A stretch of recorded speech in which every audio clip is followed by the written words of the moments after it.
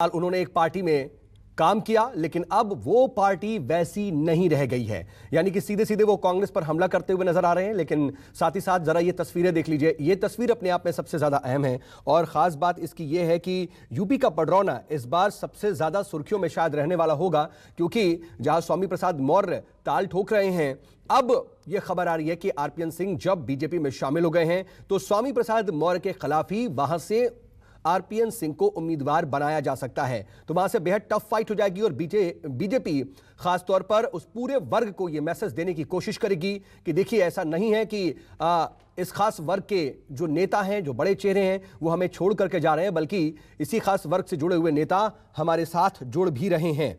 धर्मेंद्र प्रधान बाकायदा जिक्र करते हुए कि कब कब किस तरह की बातचीत या कैसे संवाद रहे हैं आरपीएन सिंह साहब के साथ उनके।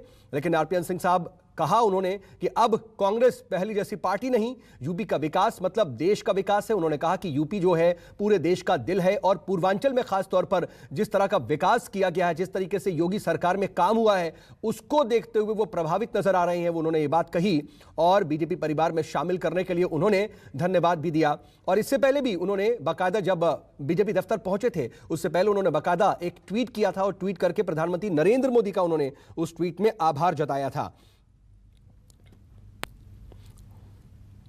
आपको बता दें कि करीब 4 दशक से राजनीति में सक्रिय हैं आरपीएन सिंह, काफी बड़े चेहरे, और यूपीए 2 में गृह राज्य मंत्री का पद भी संभाल चुके हैं और 3 बार विधायक और 1 बार सांसद रहे हैं। यूपीए 2 में गृह राज्य मंत्री रहे और यूपी के कुशीनगर जिले के रहने वाले हैं आरपीएन सिंह। झारखंड में भी कांग्रेस के प्रभारी रहे थे अभी हाल ही में, और यूपी यूथ कांग्रेस के भी अध्यक्ष रह चुके हैं। पूर्व सांसद सीपीएन सिंह के बेटे हैं आरपीएन सिंह और 2009 में कुशीनगर से सांसद बने, लेकिन 2014 से 2019 में लोकसभा चुनाव वो हार गए। बीते जो 2 लोकसभा के चुनाव हुए हैं उसमें वो जीत दर्ज नहीं कर पाए और इसीलिए कहीं ना कहीं जो उनका एक कांग्रेस में कद था वो धीरे धीरे थोड़ा कम होता हुआ दिखाई दे रहा था। लेकिन बीजेपी दरअसल उन्हें अपने पाले में लाते वक्त ये बड़ा मैसेज देने की कोशिश कर रही है कि आप देखिए, खास वर्ग के जो नेता है वो हमारे साथ भी मौजूद हैं। और खबर यह भी है, चर्चा जोरों पर है कि आरपीएन सिंह साहब को दरअसल पडरौना से ही स्वामी प्रसाद मौर्य के सामने उम्मीदवार बनाया जा सकता है। डॉक्टर अनिल बलूनी जी, संजय मयूख जी तथा आज भारतीय जनता पार्टी तहे दिल से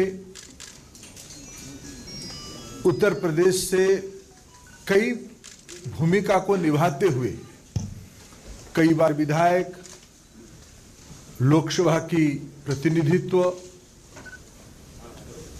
भारत सरकार में मंत्री की भूमिका में जिम्मेवारी निभाना तथा कांग्रेस पार्टी की विभिन्न संगठनात्मक कामों में बड़े जिम्मेवारी के साथ काम करने वाले आदरणीय आरपीएन सिंह जी को मैं भारतीय जनता पार्टी की परिवार में स्वागत करता हूं। उनके साथ आज 2 सहयोगी भी पार्टी में शामिल हुए, उनको भी मैं स्वागत करता हूं। मैं आज की स्वागत के अवसर पे उत्तर प्रदेश में जब चुनाव समर शुरू हो गया है, भारतीय जनता पार्टी निरंतर पिछले 8 सालों से जनता की विश्वास प्राप्त कर रही है, विशेष करके उत्तर प्रदेश की विश्वास प्राप्त कर रही है। प्रधानमंत्री नरेंद्र मोदी जी की नेतृत्व, उत्तर प्रदेश सरकार की सुशासन, वहां की लोकप्रिय मुख्यमंत्री योगी आदित्यनाथ जी की नेतृत्व, आज पुनः उत्तर प्रदेश की जनता के लिए हम जनता के पास उसी विकास, गरीब कल्याण योजनाएं और उत्तर प्रदेश में सुधरी हुई कानून व्यवस्था को लेकर हम चुनाव के अंदर जा रहे हैं। उस समय में हमें अत्यंत प्रसन्नता के साथ मैं कहूं, प्रधानमंत्री जी की नेतृत्व को स्वीकार करते हुए विकास के मुद्दे को अपनाते हुए गरीब कल्याण की सही मायने में विश्वास रखते हुए उत्तर प्रदेश को देश की एक नंबर बनाने के लिए आज हमारी साथ आरपीएन सिंह की ज्वाइनिंग हुई है। और आरपीएन सिंह जी ऐसे एक व्यक्ति है जिनके बारे में एक शब्द कहना उचित होगा। कभी कभी हमारे जो दो, मेरे लिए तो बड़े अत्यंत प्रसन्नता की बात है, जब से मैं 2004 लोकसभा आया तब से मैं सिंधिया जी के पीछे पड़ा हुआ था कि सिंधिया जी आप सही नेता गलत जगह पे हो। ऐसे ही मैं एक दो बार आरपीएन सिंह जी जब भारत सरकार में शायद नॉर्थ ब्लॉक में बैठते थे तब मैं उनको एक बार हमारी इलाके की कुछ प्रसंगों लेके गया था। फिर भी उनको भी बहुत मेरा मित्रता नहीं था, तब भी मैंने कहा था कि आप जैसे व्यक्ति नरेंद्र मोदी जी के साथ होनी चाहिए, देश को आगे ले जानी चाहिए। आज इसीलिए मैं बहुत दोनों को धन्यवाद देता हूं। सिंधिया जी पहले आ गए थे और आरपीएन सिंह जी जैसे व्यक्ति भारतीय जनता पार्टी में आना, मोदी जी की नेतृत्व को स्वीकार करना, ये एक शुभ संकेत है। मैं आज के अवसर पे फिर उनको पार्टी में स्वागत करता हूं। मेरा आरपीएन सिंह जी से आग्रह है कि मीडिया के बंधुओं को संबोधित करें।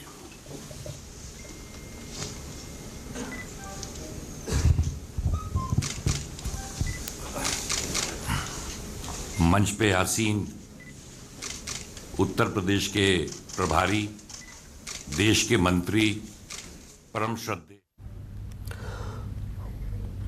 और इस वक्त प्रभाकर मिश्रा मेरे साथ, मेरे वरिष्ठ सहयोगी लाइव इस खबर पर जुड़ चुके हैं। प्रभाकर, देखिए, बीजेपी दरअसल उत्तर प्रदेश में यह मैसेज देने की कोशिश कर रही है आरपीएन सिंह साहब के जरिए।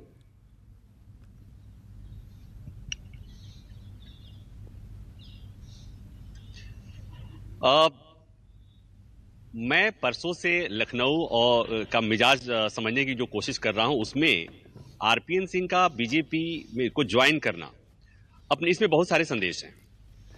और इसको इस तरह से देखिए कि बीजेपी के लिए तो बीजेपी जरूर अपनी पीठ थपथपाएगी, लेकिन इसको दूसरी तरह से अगर देखा जाए कि कांग्रेस के लिए एक बहुत बड़ा सेटबैक है। अगर मैं उस पर चर्चा करूं कि कांग्रेस के लिए बहुत बड़ा सेटबैक है।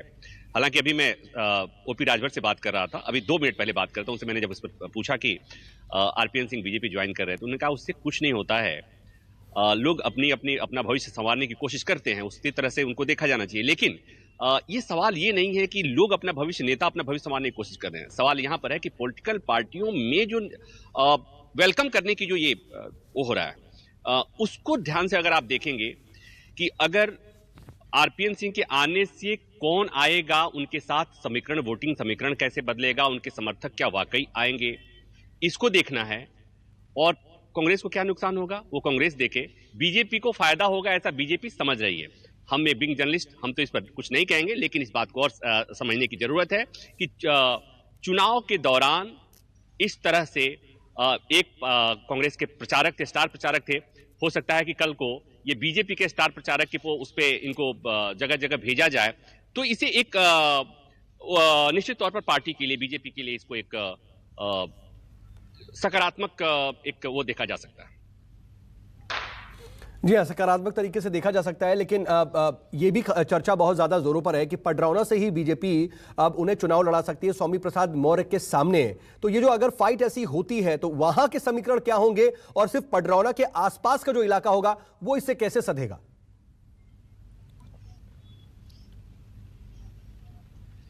देखिए, स्वामी प्रसाद मौर्य के सामने आरपीएन सिंह को के जाने से, चूंकि आरपीएन सिंह को वहां के लोग राजा कहते हैं, उनका अपना एक अलग जगह है, लेकिन इस बात को भी नहीं भूलना चाहिए कि स्वामी प्रसाद मौर्य का भी वहां पर बहुत बड़ा जनाधार है। और उस जनाधार को ऐसे ही समझिए कि आरपीएन सिंह व्यक्तिगत तौर पर गए हैं, पार्टी बीजेपी में गए हैं, और जब स्वामी प्रसाद मौर्य आए समाजवादी पार्टी में, तो वो केवल एक नेता के तौर पर नहीं आए, एक जननेता के तौर पर आए, और उनके साथ तमाम विधायक भी आए और तमाम उनके साथ मंत्रियों ने भी यहाँ पार्टी छोड़ी थी। तो इसको इस तरह से देखा जाना चाहिए, और इसको निश्चित तौर पर समझिए कि इसकी भरपाई तो नहीं हो सकती, इसकी भरपाई इस आधार पर नहीं हो सकती कि स्वामी प्रसाद मौर्य गए हैं और वहां पर आरपीएन सिंह को ज्वाइन करने से कोई भरपाई हो पा रही है। मैं ये सूरत नहीं देख पा रहा हूं। नहीं, लेकिन अगर ये फाइट होती है आमने सामने, स्वामी प्रसाद मौर्य और आरपीएन सिंह अगर पडरौना में होते हैं, तो फिर वो फाइट कैसी होगी? इसका असर उसके आसपास की सीटों पर भी पड़ेगा?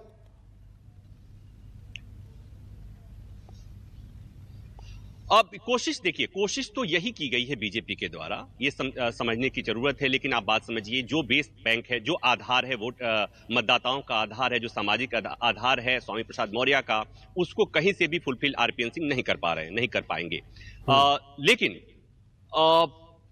चूंकि बड़ा नाम है, बड़ा कद है और उनका व्यक्तिगत जो प्रोफाइल है वो बड़ा है, तो थोड़ा सा उस पडरौना में के उसमें थोड़ा सा हाई प्रोफाइल सीट हम उसे कहेंगे कि उनके वहां होने से, उनके खड़ा होने से हाई प्रोफाइल फाइट जरूर हो जाएगी, लेकिन उससे बहुत असर पड़ेगा मैं नहीं देख पा रहा। इसके पहले मैंने कहा कि बहुत असर इसलिए भी नहीं पड़ेगा कि आरपीएन सिंह जब ज्वाइन किए हैं तो व्यक्तिगत तौर पर ज्वाइन किए हैं, और स्वामी प्रसाद मौर्य का कद एक जन नेता का और वहां जातीय समीकरण जो उनके साथ है वो बहुत मायने रखेगा।